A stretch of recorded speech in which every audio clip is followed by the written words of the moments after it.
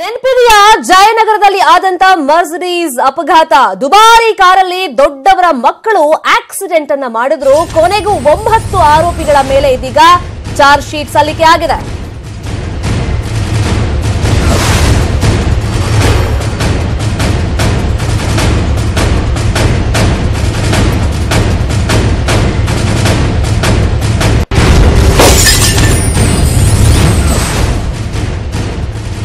ಜಯನಗರದಲ್ಲಿ Mercedes ಅಪಘಾತ ಆಗಿತ್ತು. ದುಬಾರಿ ಕಾರಲ್ಲಿ ದೊಡ್ಡವರ ಮಕ್ಕಳು ಆಕ್ಸಿಡೆಂಟ್ ಮಾಡಿದ್ರು ಅಂತ ದೊಡ್ಡ ಮಟ್ಟದಲ್ಲಿ ಚರ್ಚೆ ಕೂಡ ಆಗಿತ್ತು ಈ ಆಕ್ಸಿಡೆಂಟ್ ಬಗ್ಗೆ. ಈಗ ಕೊನೆಗೂ 9 ಆರೋಪಿಗಳ ಮೇಲೆ ಚಾರ್ಜ್ ಶೀಟ್ ಸಲ್ಲಿಕೆ ಆಗಿದೆ. ಸಿಸಿಬಿ ಪೊಲೀಸರು ಈ ಚಾರ್ಜ್ ಶೀಟ್ ಅನ್ನ ಸಲ್ಲಿಕೆ ಮಾಡಿರೋದು ಕೋರ್ಟ್ಗೆ. ಉದ್ಯಮಿ ಗೀತಾ ವಿಷ್ಣು ಅಪಘಾತ ಪ್ರಕರಣದಲ್ಲಿ ಗೀತಾ ವಿಷ್ಣುನೇ A1 ಆರೋಪಿ ಅಂತ ಚಾರ್ಜ್ ಶೀಟ್ ಅಲ್ಲಿ ಈಗ ಸಿಸಿಬಿ ಪೊಲೀಸರು ಅದನ್ನ ಮೆನ್ಷನ್ ಮಾಡಿದ್ದಾರೆ. ಕೋರ್ಟ್ಗೆ ಸಲ್ಲಿಕೆ ಕೂಡ ಮಾಡಿದ್ದಾರೆ. 9 ಆರೋಪಿಗಳ ಮೇಲೆ ಸದ್ಯಕ್ಕೆ ಚಾರ್ಜ್ ಶೀಟ್ ಈಗ ದಾಖಲಾಗಿರುವುದು. ಅದರಲ್ಲಿ A1 ಆರೋಪಿ ಅಂತ ಪ್ರಕರಣದಲ್ಲಿ ಆಕ್ಸಿಡೆಂಟ್ ನಲ್ಲಿ ಉದ್ಯಮಿ ಗೀತಾ ವಿಷ್ಣುವನ್ನ ಇಲ್ಲಿ ಮೆನ್ಷನ್ ಮಾಡಿದ್ದಾರೆ. ಉದ್ಯಮಿ ಆದಿಕೇಶವಲು ಮೊಮ್ಮಗ ಗೀತಾ ವಿಷ್ಣು A1 ಆರೋಪಿ ಅಂತ ಚಾರ್ಜ್ ಶೀಟ್ ಅಲ್ಲಿ ಸಿಸಿಬಿಯ ಪೊಲೀಸರು ಈಗ ಮೆನ್ಷನ್ ಮಾಡಿದ್ದಾರೆ. 1ನೇ ACMM ಕೋರ್ಟ್ಗೆ ಚಾರ್ಜ್ ಶೀಟ್ ಅನ್ನ ಸಲ್ಲಿಕೆ ಮಾಡಿದ್ದಾರೆ. ಒಟ್ಟು 9 ಆರೋಪಿಗಳ ವಿರುದ್ಧ ಚಾರ್ಜ್ ಶೀಟ್ ನಲ್ಲಿ ಮೆನ್ಷನ್ ಮಾಡಿದ್ದಾರೆ ಹೆಸರುಗಳನ್ನ. ಅದರಲ್ಲಿ A1 ಆರೋಪಿ ಗೀತಾ ವಿಷ್ಣು ಆಗಿದ್ರೆ, ಪ್ರಣಮ್ ದೇವರಾಜ್ ಮೇಲೂ ಕೂಡ ಚಾರ್ಜ್ ಶೀಟ್ ಆಗಿದೆ. ಆತನ ಹೆಸರನ್ನು ಕೂಡ ಉಲ್ಲೇಖ ಮಾಡಿದ್ದಾರೆ. ಇನ್ನು ಹಿರಿಯ ನಟ ದೇವರಾಜ್ ಪುತ್ರ ಪ್ರಣಮ್ ದೇವರಾಜ್ ಹೆಸರು ಕೂಡ ಚಾರ್ಜ್ ಶೀಟ್ ನಲ್ಲಿ ಉಲ್ಲೇಖ ಆಗಿದೆ. 1ನೇ ACMM ಕೋರ್ಟ್ಗೆ ಈ ಚಾರ್ಜ್ ಶೀಟ್ ಅನ್ನ ಸಿಸಿಬಿ ಪೊಲೀಸರು ಈಗ ಸಲ್ಲಿಕೆ ಮಾಡಿದ್ದಾರೆ.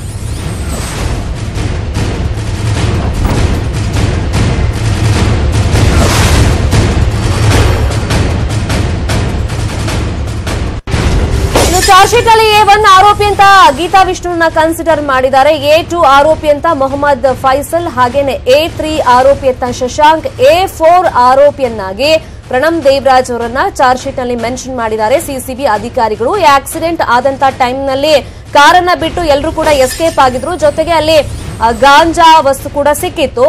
ಬಟ್ ಯಾರೋ ತಂದು ಹಾಕಿದ್ದಾರೆ ಅನ್ನೋ ಒಂದು ಆರೋಪವನ್ನ ಇವರೆಲ್ಲ ಕೂಡ ಮಾಡ್ತಾ ಇದ್ರು. ಬಟ್ ಈಗ ಕೊನೆಗೂ 9 ಆರೋಪಿಗಳ ಮೇಲೆ ಚಾರ್ಜ್ ಶೀಟ್ ದಾಖಲಾಗಿದೆ. ಕೋರ್ಟ್ಗೂ ಕೂಡ ಸಲ್ಲಿಕೆ ಆಗಿದೆ. ಸಿಸಿಬಿ ಅಧಿಕಾರಿಗಳು ಇನ್ವೆಸ್ಟಿಗೇಷನ್ ಅನ್ನ ಮಾಡಿ 9 ಆರೋಪಿಗಳ ಮೇಲೆ ಚಾರ್ಜ್ ಶೀಟ್ ಅನ್ನ ಈಗ ದಾಖಲು ಮಾಡಿದ್ದಾರೆ. ಆಕ್ಸಿಡೆಂಟ್ ಆದಂತ ಟೈಮ್ ನಲ್ಲಿ ಕಾರನ್ನ ಬಿಟ್ಟು ಎಲ್ಲರೂ ಕೂಡ ಎಸ್ಕೇಪ್ ಆಗಿದ್ರು. ಇನ್ವೆಸ್ಟಿಗೇಷನ್ ಮಾಡಿದಾಗ ಗೊತ್ತಾಯ್ತು ಈ ಕಾರಿಗೆ ಯಾರಿಗೆ ಸಂಬಂಧಪಟ್ಟಿದ್ದು ಅಂತ, ಗೀತಾ ವಿಷ್ಣು ಅವರಿಗೆ ಸೇರಿದ್ದು ಅಂತ ಗೊತ್ತಾಯ್ತು. ಅದಾದ್ಮೇಲೆ ಕಾರ್ನಲ್ಲಿ ಒಂದಿಷ್ಟು ಮಾದಕ ವಸ್ತುಗಳು ಕೂಡ ಪತ್ತೆಯಾಗಿತ್ತು. ಬಟ್ ಯಾರೋ ಆಕ್ಸಿಡೆಂಟ್ ಆದ್ಮೇಲೆ ನಾವು ಕಾರ್ ಬಿಟ್ಟು ಹೋದ್ಮೇಲೆ ಒಳಗಡೆ ಹಾಕಿರಬಹುದು ಅನ್ನೋ ಒಂದು ಸಂಶಯವನ್ನ ಇವರೆಲ್ಲ ವ್ಯಕ್ತಪಡಿಸ್ತಾ ಇದ್ರು. ಅದ್ರ ಬಗ್ಗೆನೇ ಸ್ಟೇಟ್ಮೆಂಟ್ ಎಲ್ಲ ಕೊಟ್ಟಿದ್ರು. ಸೊ ದೊಡ್ಡ ಮಟ್ಟದಲ್ಲಿ ಈ ಆಕ್ಸಿಡೆಂಟ್ ಚರ್ಚೆ ಆಗಿತ್ತು. ಬಟ್ ಈಗ ಇನ್ವೆಸ್ಟಿಗೇಷನ್ ಎಲ್ಲ ಆದ್ಮೇಲೆ ಕೊನೆಗೂ 9 ಆರೋಪಿಗಳ ಮೇಲೆ ಚಾರ್ಜ್ ಶೀಟ್ ಅನ್ನ ಸಲ್ಲಿಕೆ ಮಾಡಿದ್ದಾರೆ ಕೋರ್ಟ್ಗೆ. ಸಿಸಿಬಿ ಪೊಲೀಸರು ಕೋರ್ಟ್ಗೆ 1ನೇ ACMM ಕೋರ್ಟ್ಗೆ ಇದನ್ನ ಸಲ್ಲಿಕೆ ಮಾಡಿರೋದು. ಇನ್ನು ಜಯನಗರ ಪೊಲೀಸ್ ಸ್ಟೇಷನ್ ನಲ್ಲಿ ಈ ಬಗ್ಗೆ ಕಂಪ್ಲೇಂಟ್ ಕೂಡ ರಿಜಿಸ್ಟರ್ ಆಗಿತ್ತು. ಇದರಲ್ಲಿ ಈಗ ಪ್ರಣಮ್ ದೇವರಾಜ್ ಹೆಸರನ್ನು ಕೂಡ ಚಾರ್ಜ್ ಶೀಟ್ ನಲ್ಲಿ ಉಲ್ಲೇಖ ಮಾಡಿದ್ದಾರೆ.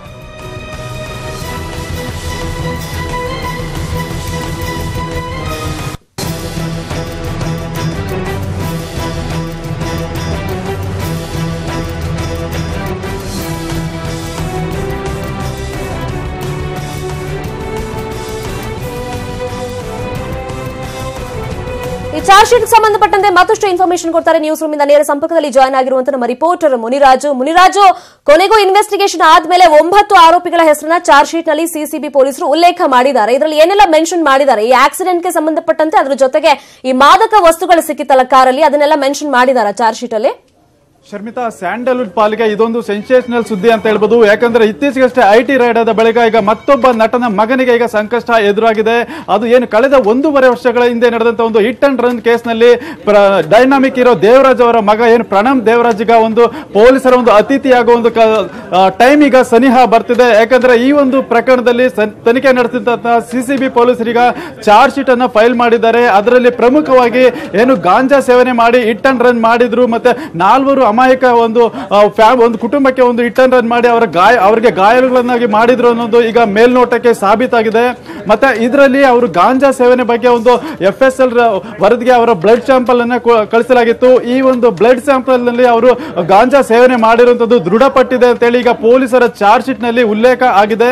ಮತ್ತೆ ಇದೇ ಆಧಾರದ ಮೇಲೆ ಅವರು ಚಾರ್ಜ್ ಶೀಟ್ ಅನ್ನು ಸಲ್ಲಿಕೆ ಮಾಡಿ 1ನೇ ACMM ಕೋರ್ಟ್ಗೆ ಚಾರ್ಜ್ ಶೀಟ್ ಅನ್ನು ಸಹ ಸಲ್ಲಿಕೆ ಮಾಡಿದ್ದಾರೆ. ಶರ್ಮಿತಾ, ಈಗ ಚಾರ್ಜ್ ಶೀಟ್ ಸಲ್ಲಿಕೆ ಆಯಿತು. 9 ಆರೋಪಿ ಆರೋಪಿಗಳ ಹೆಸರನ್ನ ಉಲ್ಲೇಖ ಮಾಡಿದ್ದಾರೆ. ಅದರಲ್ಲಿ A1 ಗೀತಾ ವಿಷ್ಣು ಆದ್ರೆ A4 ಅನ್ನ ಪ್ರಣಮ್ ದೇವರಾಜ್ ಅಂತ ಅಲ್ಲಿ ಮೆನ್ಷನ್ ಮಾಡಿದ್ದಾರೆ. ಮುಂದಿನ ಪ್ರೊಸೀಜರ್ಸ್ ಹಾಗಾದ್ರೆ ಏನಿರುತ್ತೆ ಮುನಿರಾಜು? ಶರ್ಮಿತಾ, ಈಗಾಗಲೇ ಈ ಒಂದು ತನಿಖೆಯನ್ನ ಸುಮಾರು ಒಂದೂವರೆ ವರ್ಷಗಳಿಂದ ತನಿಖೆ ಮಾಡಿದ್ರು. ಯಾಕಂದ್ರೆ ಆ FSL ಗೆ ಕಳಿಸಿದಂತಹ ಬ್ಲಡ್ ಸ್ಯಾಂಪಲ್ ಏನಿದೆ ಅದರ ತನಿಖೆ ಸುದೀರ್ಘವಾಗಿ ನಡೆಯಿತು. ಈ ಬಗ್ಗೆ ನ್ಯೂಸ್ 18 ಕನ್ನಡ ಸಹ 2 ಬಾರಿ ವರದಿಯನ್ನು ಮಾಡಿತ್ತು. ಯಾಕಂದ್ರೆ ಪ್ರಭಾವಿ ವ್ಯಕ್ತಿಯ ಮೊಮ್ಮಗ ಅಂತೇಳಿ ಗೀತಾ ವಿಷ್ಣು ಕೇಸನ್ನ ಮೂಲೆ ಗುಂಪು ಮಾಡಿದ್ರ ಅಂತೇಳಿ CCB ಮೇಲೆ ಒಂದು ತನಿಖೆಯನ್ನು ಸಹ ಮಾಡಲಾಗಿತ್ತು.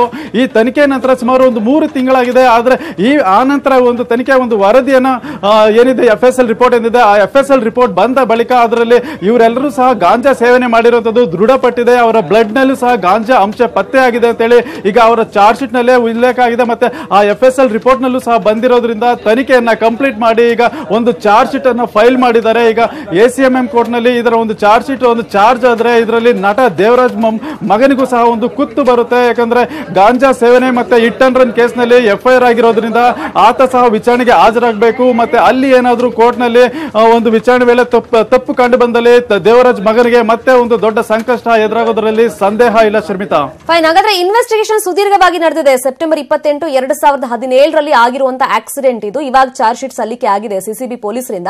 ಇಲ್ಲಿ ಆರೋಪಿಗಳಂತ ಯಾರೆಲ್ಲ ಕನ್ಸಿಡರ್ ಮಾಡಿದ್ದಾರೆ ಒಟ್ಟು 9 ಜನ. ಸೊ ಅವರ ಸ್ಟೇಟ್ಮೆಂಟ್ ಬಗ್ಗೆ ಏನಾದರೂ ಚಾರ್ಜ್ ಶೀಟ್ ಅಲ್ಲಿ ಉಲ್ಲೇಖ ಮಾಡಿದಾರಾ? ಶರ್ಮಿತಾ, ಈಗಾಗಲೇ ಈ ಒಂದು ಪ್ರಕರಣವನ್ನ ಮೊದಲಿಗೆ ಜಯನಗರ ಪೊಲೀಸರು ಕೈಗೆತ್ತಿಕೊಂಡಿದ್ರು. ಆದ್ರೆ ಇದು ದೊಡ್ಡ ವ್ಯಕ್ತಿಗಳು ಇದರಲ್ಲಿ ಇನ್ವಾಲ್ವ್ಮೆಂಟ್ ಆಗಿದ್ರಿಂದ ಪೊಲೀಸರ ಮೇಲೆ ಎಲ್ಲಿ ಪ್ರಭಾವ ಆಗುತ್ತಾ ಮತ್ತೆ ತನಿಖೆ ನಿಷ್ಪಕ್ಷಪಾತವಾಗಿ ನಡೆಯೋದಿಲ್ಲ ಅನ್ನೋ ಕಾರಣಕ್ಕೆ ಇದನ್ನ CCBಗೂ ಸಹ ವರ್ಗಾವಣೆ ಮಾಡಿದ್ರು. ಅಲ್ಲಿ ಮೊದಲಿಗೆ ವೆಂಕಟೇಶ್ ಪ್ರಸನ್ನ ACP ಏನಿದ್ರೆ ಅವರು ಒಂದು ತನಿಖೆಯನ್ನ ಕೈಗೆತ್ತಿಕೊಂಡ ನಂತರ ಅದರಲ್ಲಿ ಪ್ರಭಾವಿ ವ್ಯಕ್ತಿ ಆಗಿರುವಂತದ್ದು ಮೊದಲಿಗೆ A1 ಆರೋಪಿ ಗೀತಾ ವಿಷ್ಣು. ಈತ ಉದ್ಯಮಿ ಆದಿಕೇಶವ್ ಅವರ ಮೊಮ್ಮಗನಾಗಿದ್ದ. ಮತ್ತೆ ಈತನೇ ಆ ಒಂದು ಬೆಂಜ್ ಕಾರನ್ನ ಡ್ರೈವ್ ಮಾಡಿ ಹಿಟ್ ಅಂಡ್ ರನ್ ಮಾಡಿದ್ರಿಂದ ಆತ ತನ್ನ ಪ್ರಭಾವನ ಬೀರಿ ಈ ಒಂದು ಕೇಸನ್ನ ಎಲ್ಲಿ ಅಲ್ಲ ಹಿಡಿಸ್ತಾನೋ ಅನ್ನೋ ಒಂದು ಶಂಕೆ ಮೇರೆಗೆ ತನಿಖೆಯನ್ನ ಸುದೀರ್ಘವಾಗಿ ಮಾಡಿದ್ರು. ಹಾಗೂ ಈ ವೇಳೆ ಕಾರಿನಲ್ಲಿ ಗೀತಾ ವಿಷ್ಣು ಜೊತೆ ಮತ್ತೆ ಇಬ್ರು ಆತನ ಸ್ನೇಹಿತರು ಹಾಗೂ ನಟ ದೇವರಾಜ್ ಮಗ ಪ್ರಣಮ್ ದೇವರಾಜ್ ಸಹ ಇದ್ದಿದ್ರಿಂದ ತನಿಖೆಯನ್ನ ಕೂಲಂಕುಷವಾಗಿ ನಡೆಸಿ ಇದರಲ್ಲಿ ಆರೋಪಿಗಳಿಗೆ ಶಿಕ್ಷೆ ಆಗಬೇಕು ಅಂತೇಳಿ ಪೊಲೀಸರು ಸುದೀರ್ಘವಾದ ತನಿಖೆಯನ್ನ ಕೈಗೊಂಡಿರ್ತಾರೆ. ಅದರಲ್ಲಿ ಪ್ರಮುಖವಾಗಿ ಅವತ್ತು ಹಿಟ್ ಅಂಡ್ ರನ್ ಸಂದರ್ಭದಲ್ಲಿ ಕೆಲವರು ಅಲ್ಲಿಂದ ಸ್ಪಾಟ್ ನಿಂದ ಓಡೋಗಿರ್ತಾರೆ. ಯಾಕಂದ್ರೆ ನಮ್ಮ ಹೆಸರಲ್ಲಿ ತಳ್ಕಾಕೊಂಡ್ರೆ ನಮ್ಮ ಇಮೇಜ್ ಡ್ಯಾಮೇಜ್ ಆಗುತ್ತೆ ಅನ್ನೋ ಒಂದು ಕಾರಣದಿಂದ ಎಲ್ಲರೂ ಸಹ ಪರಾರಿಯಾಗಿರ್ತಾರೆ.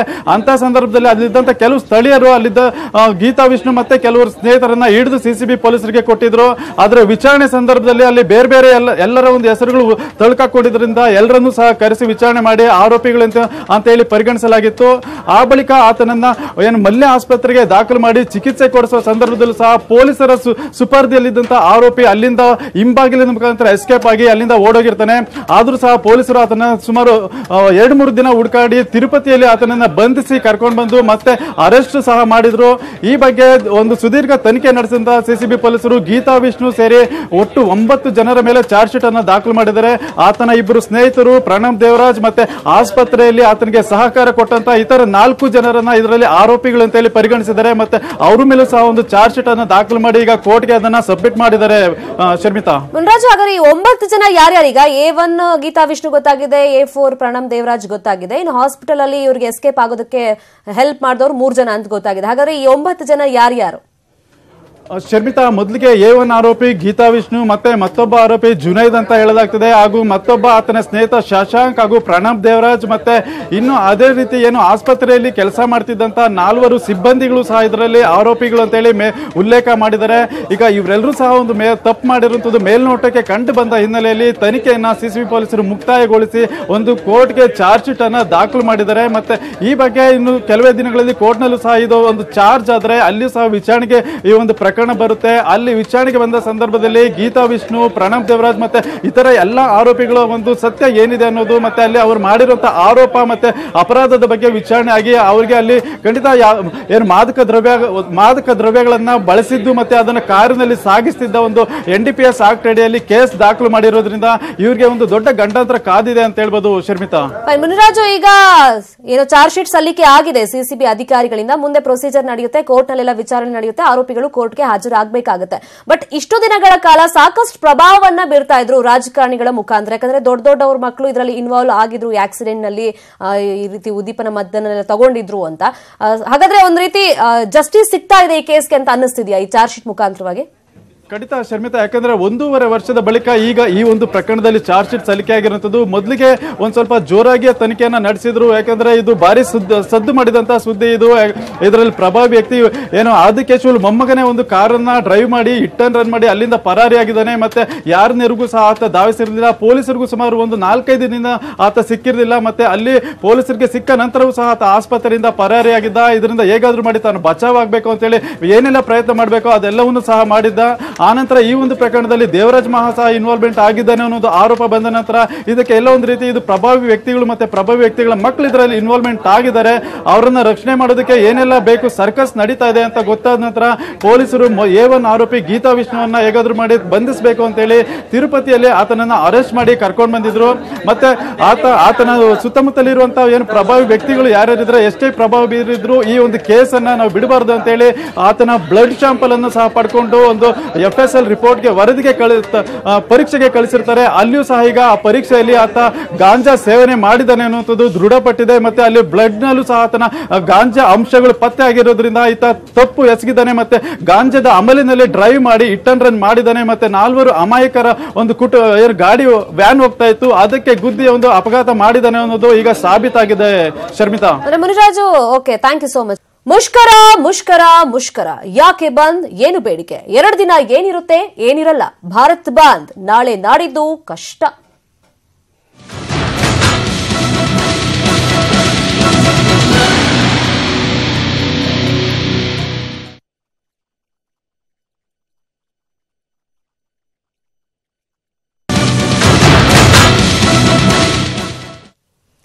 ನಾಳೆ ಮತ್ತು ನಾಡಿದ್ದು 2 ದಿನ ನಿರಂತರವಾಗಿ ಭಾರತ್ ಬಂದ್ ಇರುತ್ತೆ. ಅದರಿಂದ ಏನೇ ಕೆಲಸ ಇದ್ರೂ ಎಚ್ಚೆತ್ಕೊಂಡು ಇವತ್ತೇ ಮುಗಿಸ್ಕೊಳ್ಬೇಕು. ಶಾಲೆ ಕಾಲೇಜ್ ಕೂಡ ತೆರೆಯೋದಿಲ್ಲ, ಸ್ಕೂಲ್ ಇರಲ್ಲ, ಬಸ್ ಆಟೋ ಟ್ಯಾಕ್ಸಿ ಕೂಡ ಸಂಚರಿಸಲ್ಲ. ಬಂದ್ ನಿಮಿತ್ತ ಈಗಾಗಲೇ ಬೆಂಗಳೂರು ವಿವಿಯ ಪರೀಕ್ಷೆಗಳನ್ನು ಕೂಡ ಮುಂದೂಡಲಾಗಿದೆ.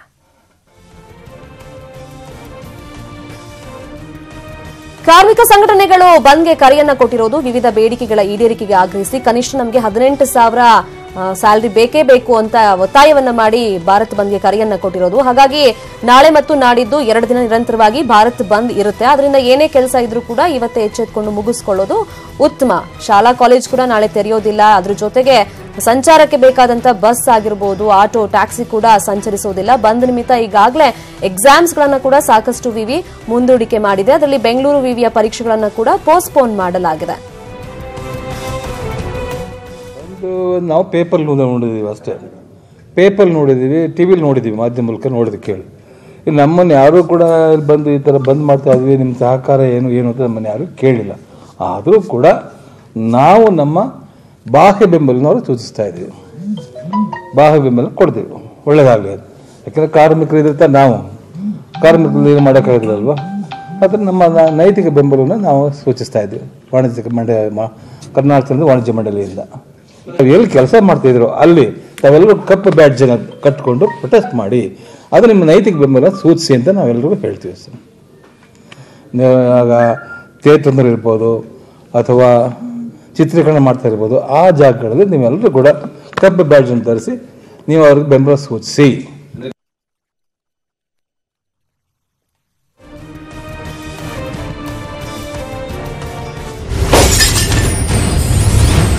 ಭಾರತ್ ಬಂದ್ ಹಿನ್ನೆಲೆಯಲ್ಲಿ ಜನರಿಗೆ ಸಂಕಷ್ಟ ಆಗುತ್ತೆ. ಇದಕ್ಕೆ ಯಾವ ರೀತಿ ನೀವು ಉತ್ತರ ಕೊಡ್ತೀರಾ, ಏನ್ ಪ್ರತಿಕ್ರಿಯೆ ಕೊಡ್ತೀರಾ ಅಂತ ಸಿಎಂ ಕುಮಾರಸ್ವಾಮಿ ಅವರಿಗೆ ಕೇಳಿದ್ರೆ ಬಂದ್ ಬಗ್ಗೆ ಉತ್ತರಿಸೋಕೆ ಸಿಎಂ ನಿರಾಕರಿಸಿದ್ದಾರೆ. ಬಂದ್ ಬಗ್ಗೆ ನಾನೇನು ಉತ್ತರ ಕೊಡೋದಿಲ್ಲ ಅಂತ ಕುಮಾರಸ್ವಾಮಿ ಅವರು ಹೇಳಿದ್ದಾರೆ.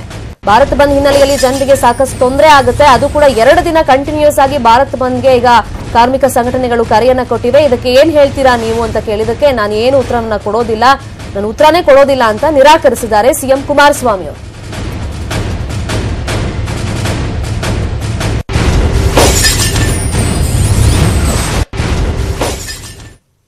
ಇನ್ನು 2 ದಿನ ಭಾರತ್ ಬಂದ್ ಇದೆ. ಹಾಗಾದ್ರೆ ಏನ್ ಇರುತ್ತೆ, ಏನ್ ಇರೋದಿಲ್ಲ ಅನ್ನೋ ಮಾಹಿತಿಯನ್ನ ನಿಮ್ಗೀಗ ನಾವು ಕೊಡ್ತೀವಿ. ಹಾಗಾದ್ರೆ ಭಾರತ್ ಬಂದ್ ಹಿನ್ನೆಲೆಯಲ್ಲಿ ಏನೆಲ್ಲ ಇರುತ್ತೆ ಅಂತ ನಾವು ನೋಡ್ತಾ ಹೋಗೋದಾದ್ರೆ, ಬೆಂಗಳೂರು ಮೆಟ್ರೋ ಸಂಚಾರ ಎಂದಿನಂತೆ ಇರುತ್ತೆ. ಇನ್ನು ಆಪ್ ಆಧಾರಿತ ಟ್ಯಾಕ್ಸಿಗಳ ಸೇವೆ ಕೂಡ ಲಭ್ಯವಿರುತ್ತೆ ನಾಳೆ ಮತ್ತೆ ನಾಡಿದ್ದು. ಇನ್ನು ಲಾರಿ ಹಾಗೇನೆ ಟ್ರಕ್ಗಳು ಸಂಚಾರ ಯಥಾಸ್ಥಿತಿಯಲ್ಲೇ ಇರುತ್ತೆ. ಪೆಟ್ರೋಲ್ ಬಂಕ್ಗಳು ಓಪನ್ ಆಗಿರುತ್ತವೆ. ಇನ್ನು ಪ್ರವಾಸಿ ವಾಹನಗಳು ಕೂಡ ಸಂಚಾರವನ್ನ ಮಾಡುತ್ತೆ. ಅದ್ರ ಜೊತೆಗೆ ಬೇಸಿಕ್ ನೀಡ್ ಅಂದ್ರೆ ಹಾಲು ಮತ್ತೆ ತರಕಾರಿ ಎಂದಿನಂತೆ ಅದು ಕೂಡ ಲಭ್ಯವಿರುತ್ತೆ. ಅದ್ರ ಜೊತೆಗೆ ಔಷಧಿ ಹಾಗೇನೆ ಆಸ್ಪತ್ರೆಗಳು ಓಪನ್ ಇರುತ್ತೆ. ಇನ್ನು ಅಗತ್ಯ ವಸ್ತುಗಳಿಗೆ ಯಾವುದೇ ರೀತಿಯಲ್ಲೂ ಕೂಡ ತೊಂದರೆ ಇರೋದಿಲ್ಲ. ಬೆಂಬಲ ಕೊಟ್ಟಿದ್ದಾರೆ. ಸ್ಟ್ರೈಕ್ ಯಶಸ್ವಿಯಾಗಿದೆ. ಬ್ಯಾಂಕ್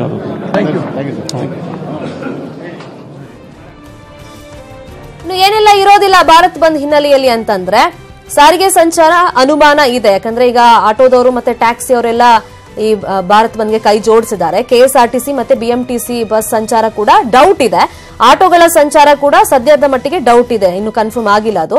ಇನ್ನು ಬಿಸಿಯೂಟ ಸೇವೆ ಮತ್ತೆ ಅಂಗನವಾಡಿ ಕೂಡ ಸ್ಥಗಿತವಾಗುವಂತ ಚಾನ್ಸಸ್ ಇದೆ.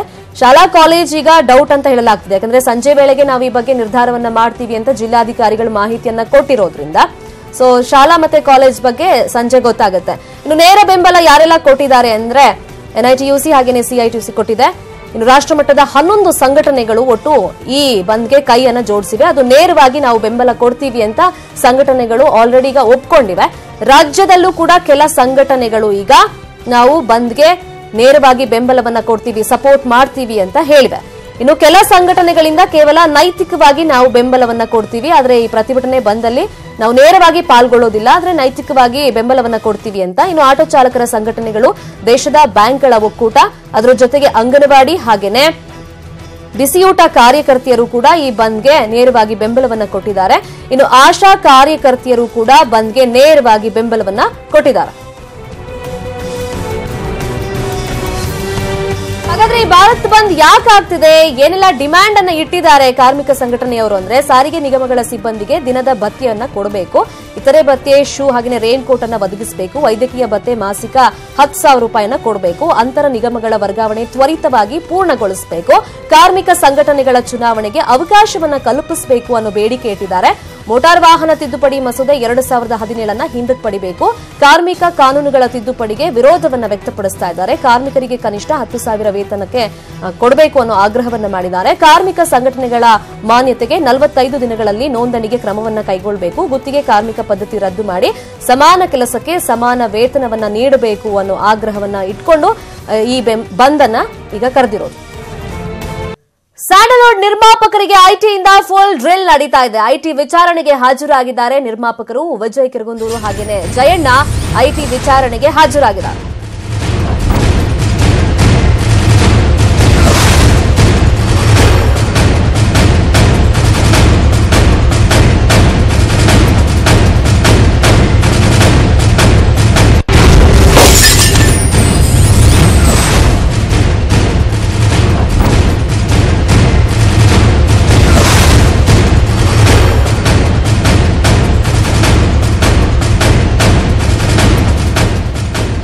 ಸ್ಯಾಂಡಲ್ವುಡ್ ನಿರ್ಮಾಪಕರಿಗೆ ಐಟಿಯಿಂದ ಫುಲ್ ಡ್ರಿಲ್ ಆಗ್ತಾ ಇದೆ. ಐಟಿ ವಿಚಾರಣೆಗೆ ನಿರ್ಮಾಪಕರಾದಂತಹ ವಿಜಯ್ ಕಿರಗುಂದೂರು ಹಾಗೇನೆ ಜಯಣ್ಣ ಹಾಜರಾಗಿದ್ದಾರೆ. ಗೌಪ್ಯವಾಗಿ ಇಬ್ರು ಕೂಡ ವಿಚಾರಣೆಗೆ ಹಾಜರಾಗಿದ್ದಾರೆ ಅನ್ನೋ ಮಾಹಿತಿ ಸಿಕ್ಕಿದೆ.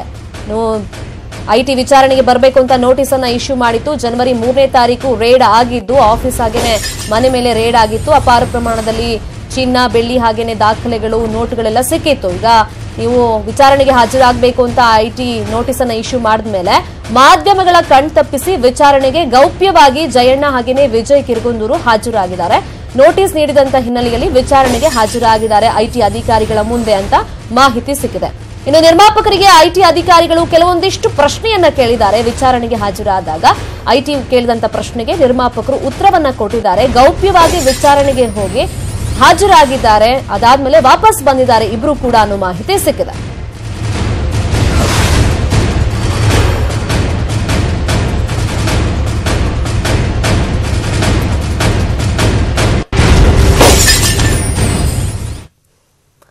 ಇನ್ನು ಐಟಿ ಅಧಿಕಾರಿಗಳು ನಡೆಸಿದ ದಾಳಿಯಲ್ಲಿ ನನ್ನ ಮನೆಯಲ್ಲಿ ಏನೂ ಸಿಕ್ಕಿಲ್ಲ ಅಂತ ನಿರ್ಮಾಪಕ ಸಿಆರ್ ಮನೋಹರ್ ಹೇಳಿಕೆ ಕೊಟ್ಟಿದ್ದಾರೆ. ಕಳೆದ 2 ವರ್ಷಗಳ ಹಿಂದೆ ಕೂಡ ದಾಳಿ ನಡೆದಿತ್ತು. ಈಗ ಮತ್ತೆ ದಾಳಿಯನ್ನ ಮಾಡಿದ್ರು. ಕೆಲವು ಕಾನೂನಿನ ಪ್ರಕ್ರಿಯೆಗಳು ಇದ್ವು. ಈ ಬಗ್ಗೆ ಮನೆಯಲ್ಲೇ ಎಲ್ಲಾ ವಿಷಯಗಳನ್ನ ಹೇಳಿದ್ದೆ.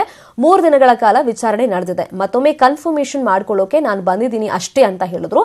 ಅಲ್ಲದೆ ಮುಂದೆ ಕೂಡ ವಿಚಾರಣೆಗೆ ಕರೆದ್ರೆ ಹಾಜರಾಗ್ತೀನಿ ಅಂತ ಸ್ಪಷ್ಟಪಡಿಸಿದ್ರು. ಈ ದಾಳಿ ನಡೆದಿದ್ದು ವಿಲನ್ ಸಿನಿಮಾಗೆ ಸಂಬಂಧಪಟ್ಟಂತೆ ಅಲ್ಲ, ಎಲ್ಲರ ಮನೆ ಮೇಲೆ ದಾಳಿ ಮಾಡ್ದಂಗೆ ನನ್ನ ಮನೆ ಮೇಲೂ ಕೂಡ ದಾಳಿ ಆಗಿದೆ ಅಂತ ಹೇಳಿದ್ದಾರೆ. ಮನೆಯಲ್ಲಿ ಸ್ಟೇಟ್ಮೆಂಟ್ ಕೊಟ್ಟಿರ್ತೀವಿ ನಾವು, ಅದನ್ನ ಕನ್ಫರ್ಮಿಂಗ್ ಸ್ಟೇಟ್ಮೆಂಟ್ ತಗೊಳ್ತಾರೆ. ಇಲ್ಲ, ನಂದೆಲ್ಲ ಕ್ಲಿಯರ್ ಆಗಿ ಕೊಟ್ಟಿದ್ದೆ, ನಾನು ಡೀಟೇಲ್ಡ್ ಆಗಿ ಕೊಟ್ಟಿದ್ದೆ. ಅದು ನಮ್ದೆಲ್ಲ ಅಕೌಂಟ್ಸ್ ರೂಟೆಡ್ ಪ್ರೀವಿಯಸ್ ಇಯರ್ಸ್ ಅಲ್ಲೆಲ್ಲ ಕನೆಕ್ಟಿವಿಟಿ ಇದೆ. ನಾನೆಲ್ಲ ಅದನ್ನ ಎಕ್ಸ್ಪ್ಲನೇಷನ್ ಆಲ್ರೆಡಿ ಮನೆಯಲ್ಲೇ ಕೊಟ್ಟಿದ್ದೆ, ಅದಕ್ಕೆ ತಡ ಆಯಿತು, 3 days ತಗಂತು. ಇಲ್ಲಿ ಸಣ್ಣ ಪುಟ್ಟ ಇದ್ದದನ್ನ ಕ್ಲಾರಿಫೈ ಮಾಡಿದ್ದೀನಿ. ದೆನ್ ಮನೆಯಲ್ಲಿ ಕೊಟ್ಟಿರೋ ಒಂದು ಸ್ಟೇಟ್ಮೆಂಟ್ ನ ಕನ್ಫರ್ಮಿಂಗ್ ಸ್ಟೇಟ್ಮೆಂಟ್. ನಂದು ಎಸ್ಪೆಷಲಿ ನಂದು ಬಂದ್ರೆ 2 years ಬ್ಯಾಕ್ ಆಗಿತ್ತು ನನಗೆ ಸರ್ಚು. ಬಟ್ ಅವರು ಥಿಂಕ್ ಮಾಡಿದ್ದಾರೆ ಮಾಡ್ಬೇಕಾ ಬೇಡವಾ ಅಂತ. ಬಟ್ ಎಲ್ಲಾರ್ದು ಮಾಡ್ತಾ ಇರೋದ್ರಿಂದ ನಂದು ಇನ್ಕ್ಲೂಡ್ ಮಾಡ್ಕೊಂಡಿದ್ದಾರೆ ಅಷ್ಟೇ. ಮನೆಯಲ್ಲಿ ಸ್ಟೇಟ್ಮೆಂಟ್ ಕೊಟ್ಟಿರ್ತೀವಿ ನಾವು. 58 ಕೋಟಿ ರೂಪಾಯಿ ವಂಚಿಸಿದ್ದ 5ರನ್ನ ಬಂಧಿಸಲಾಗಿದೆ. ಸಂದೀಪ್, ಗುರುರಾಜ್, ಚಾರುಸ್ಮಿತಾ, ಅಂಬರೀಶ್ ಬಂಧನ ಆಗಿದೆ. ಕಬ್ಬನ್ ಪಾರ್ಕ್ ಪೊಲೀಸರು ಆರೋಪಿಗಳನ್ನ ಅರೆಸ್ಟ್ ಮಾಡಿದ್ದಾರೆ. 58 ಕೋಟಿ ರೂಪಾಯಿ ವಂಚಿಸಿದ್ರು ಈ 5 ಆರೋಪಿಗಳು. ಸದ್ಯಕ್ಕೀಗ 5 ಜನರನ್ನ ಪೊಲೀಸರು ಅರೆಸ್ಟ್ ಮಾಡಿದ್ದಾರೆ. ಕಬ್ಬನ್ ಪಾರ್ಕ್ ಪೊಲೀಸರು ಆರೋಪಿಗಳನ್ನ ಅರೆಸ್ಟ್ ಮಾಡಿರೋದು. ಸಂದೀಪ್, ಗುರುರಾಜ್, ಚಾರುಸ್ಮಿತಾ ಹಾಗೇನೆ ಅಂಬರೀಶ್ ಬಂಧಿತರು ಅನ್ನೋ ಮಾಹಿತಿ ಸಿಕ್ಕಿದೆ.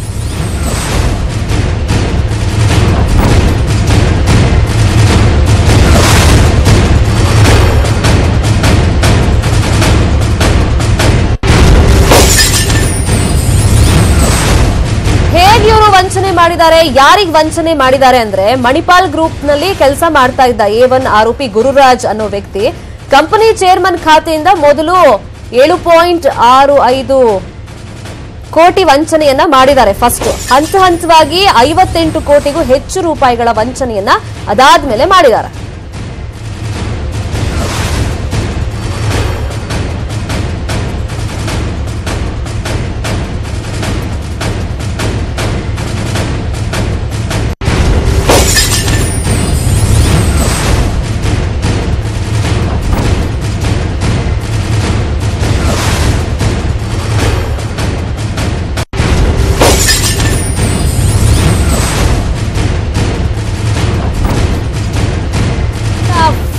ಬೆಂಗಳೂರಿನ ಪದ್ಮನಾಭನಗರದಲ್ಲಿ 38 ಲಕ್ಷದ ಫ್ಲಾಟ್ ಖರೀದಿ ಮಾಡಿದ್ದಾರೆ. ತಮಿಳುನಾಡಿನ ಶ್ರೀರಂಗಂನಲ್ಲಿ 32 ಲಕ್ಷದ ಮನೆ, ಜೊತೆಗೆ ಮುಂಬೈನ ಲೋಧಾ ಅಪಾರ್ಟ್ಮೆಂಟ್ನಲ್ಲಿ 95 ಲಕ್ಷದ ಫ್ಲಾಟ್ನೆಲ್ಲ ಇವರು ಖರೀದಿ ಮಾಡಿದಾರಂತೆ. 58 ಕೋಟಿ ರೂಪಾಯಿಗೂ ಹೆಚ್ಚು ವಂಚನೆಯನ್ನ ಕಂಪನಿ ಚೇರ್ಮನ್ ಖಾತೆಯಿಂದನೇ ಇವರು ಹಣವನ್ನ ಲಪಟಾಯಿಸಿರೋದು. ಕನಕಪುರ ರಸ್ತೆಯ ಪ್ರೆಸ್ಟೀಜ್ ಸಿಟಿಯಲ್ಲಿ 1.25 ಕೋಟಿ ಅಪಾರ್ಟ್ಮೆಂಟ್, ಜೊತೆಗೆ ಜಿಗಣಿಯಲ್ಲಿ 20 ಲಕ್ಷದ ಸೈಟ್ ಮತ್ತೆ 2 ಕಾರನ್ನ ಸದ್ಯಕ್ಕೆ ಪೊಲೀಸರು ತಮ್ಮ ವಶಕ್ಕೆ ಪಡ್ಕೊಂಡಿದ್ದಾರೆ. ಆರೋಪಿಗಳನ್ನ ಅರೆಸ್ಟ್ ಮಾಡಿದ ಮೇಲೆ ಅಂತ ಗೊತ್ತಾಗಿದೆ. ಮಣಿಪಾಲ್ ಗ್ರೂಪ್ಸ್ ನಲ್ಲಿ ಕೆಲಸ ಮಾಡ್ತಾ ಇದ್ದ A1 ಆರೋಪಿ ಗುರುರಾಜ್ ಕಂಪನಿ ಚೇರ್ಮನ್ ಖಾತೆಯಿಂದ ಸ್ವಲ್ಪ ಅಮೌಂಟ್ ಅನ್ನ ಈತ ಕನ್ನ ಹಾಕ್ತಾ ಬಂದಿದ್ದಾನೆ. ಸೊ ಈಗ ಹಂತವಾಗಿ ಕನ್ನ ಹಾಕಿ 58 ಕೋಟಿಗೂ ಹೆಚ್ಚು ರೂಪಾಯಿ ವಂಚನೆಯನ್ನ ಮಾಡಿದ್ದಾರೆ ಅಂತ ಗೊತ್ತಾಗಿದೆ. ಈ ಬಗ್ಗೆ ಮತ್ತಷ್ಟು ಇನ್ಫಾರ್ಮೇಶನ್ ಕೊಡ್ತಾರೆ. ಫೋನ್ ಸಂಪರ್ಕದಲ್ಲಿ ಜಾಯ್ನ್ ಆಗಿರುವಂತಹ ನಮ್ಮ ರಿಪೋರ್ಟರ್ ಗಂಗಾಧರ್, ಕಂಪನಿ ಚೇರ್ಮನ್ ಖಾತೆಗೆ ಡೈರೆಕ್ಟ್ ಆಗಿ ಕನ್ನ ಹಾಕಿರೋದು ಈ ಆರೋಪಿಗಳು. ಬಟ್ ಕಂಪನಿ ಚೇರ್ಮನ್ ಗೊತ್ತಾಗಿಲ್ವಂತ, ಯಾವ ರೀತಿ ಬೆಳಕಿಗೆ ಬಂತು ಇಡೀ ಪ್ರಕರಣ?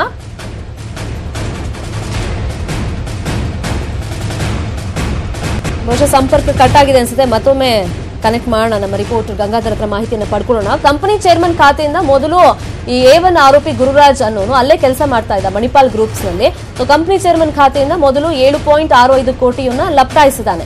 ಅದಾದ್ಮೇಲೆ ಹಂತವಾಗಿ ದುಡ್ಡು ತೆಗೆದು 58 ಕೋಟಿಗೂ ಹೆಚ್ಚು ವಂಚನೆ ಮಾಡಿದ್ದಾರೆ ಅಂತ ಗೊತ್ತಾಗಿದೆ. ಈ ಬಗ್ಗೆ ಮತ್ತಷ್ಟು ಇನ್ಫಾರ್ಮೇಶನ್ ಕೊಡೋದಕ್ಕೆ ಲೈನ್ ಅಲ್ಲಿ ಈಗ ನಮ್ಮ ರಿಪೋರ್ಟರ್ ಗಂಗಾಧರ್ ಜಾಯ್ನ್ ಆಗಿದ್ದಾರೆ. ಗಂಗಾಧರ್, ಕಂಪನಿ ಚೇರ್ಮನ್ ಖಾತೆಗೆ ಡೈರೆಕ್ಟ್ ಆಗಿ ಕನ್ನ ಹಾಕಿದ್ದಾರೆ. ಕಂಪನಿ ಚೇರ್ಮನ್ ಗೊತ್ತಾಗಿಲ್ವಂತ, ಯಾವ ರೀತಿಯಾಗಿ ಬೆಳಕಿಗೆ ಬಂದಿದೆ ಇಡೀ ಪ್ರಕರಣ?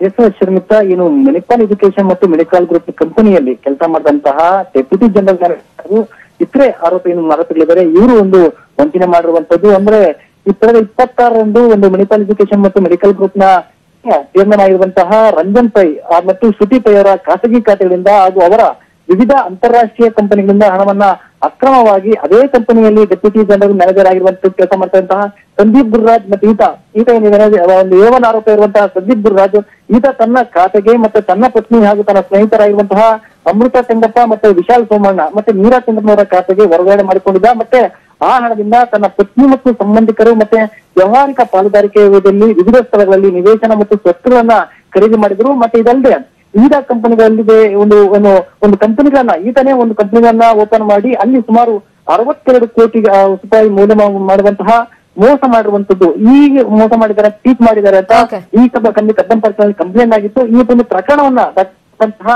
ಏನು ಡಿಸಿಪಿ ಅವರ ನೇತೃತ್ವದಲ್ಲಿ ಕಬ್ಬನ್ ಪಾರ್ಕ್ ಪೊಲೀಸರು ಕಾರ್ಯಾಚರಣೆ ನಡೆಸಿ 5 ಜನ ಆರೋಪಿಗಳನ್ನ ಈಗ ಒಂದು ಅರೆಸ್ಟ್ ಮಾಡುವಂತದ್ದು. ಮತ್ತು ಮೇನ್ ಏನು ಆರೋಪಿ ಇದ್ದಾನೆ ಆತ ಕೂಡ ವಿದೇಶದಲ್ಲಿ ತಲೆ ಮರೆಸಿಕೊಂಡಿರೋ ಹಿನ್ನೆಲೆಯಲ್ಲಿ ಆತನಿಗಾಗಿ ಪೊಲೀಸರು ಹುಡುಕಾಟವನ್ನ ನಡೆಸ್ತಾ ಇರುವಂತದ್ದು Sharmita. Okay, thank you Gangadhar ತಮ್ಮ ಇನ್ಫಾರ್ಮೇಶನ್ಗೆ. ಇದು ಸದ್ಯದ ನ್ಯೂಸ್ ಅಪ್ಡೇಟ್ಸ್. ಇದೀಗ ಬೆಂಕಿ ಭಸ್ಮಾಸುರ ವಿಶೇಷ ಕಾರ್ಯಕ್ರಮ ಪ್ರಸಾರವಾಗುತ್ತೆ. ನೋಡ್ತಾರೆ ನ್ಯೂಸ್ 18 ಕನ್ನಡ. ಜಾಲ ನಮ್ಮದು, ಬಲ ನಿಮ್ಮದು.